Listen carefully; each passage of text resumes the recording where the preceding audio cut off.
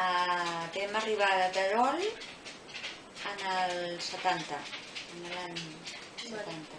70 o 71, Doncs 5 o 6 anys. Perquè ho van fer els meus pares i ens van portar tots 4 cap aquí.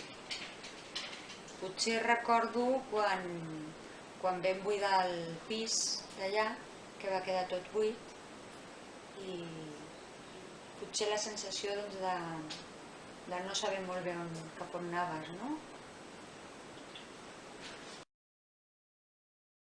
El temps no el recordo. No recordo el temps que vam trigar en arribar, però vam venir en cotxe, tota la família, com sempre, tots.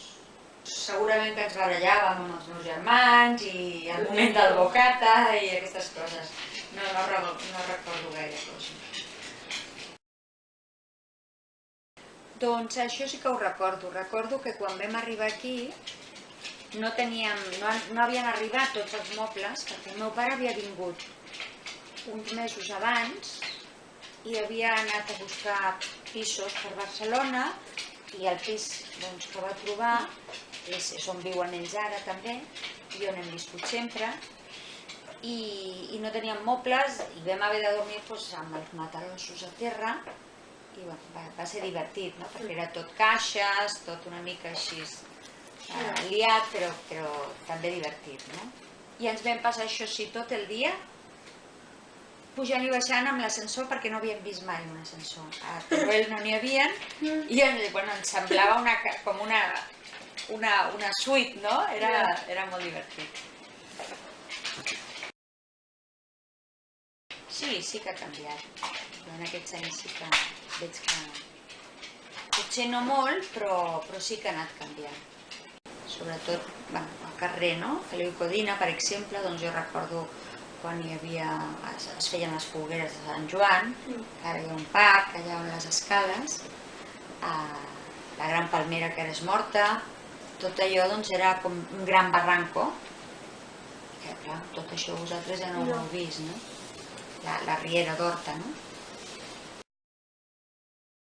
En tinc poc temps lliure, però el temps lliure que tinc, doncs, com tothom, anar al cine, a llegir, a riure, a passar-m'ho bé, a intentar passar-m'ho bé.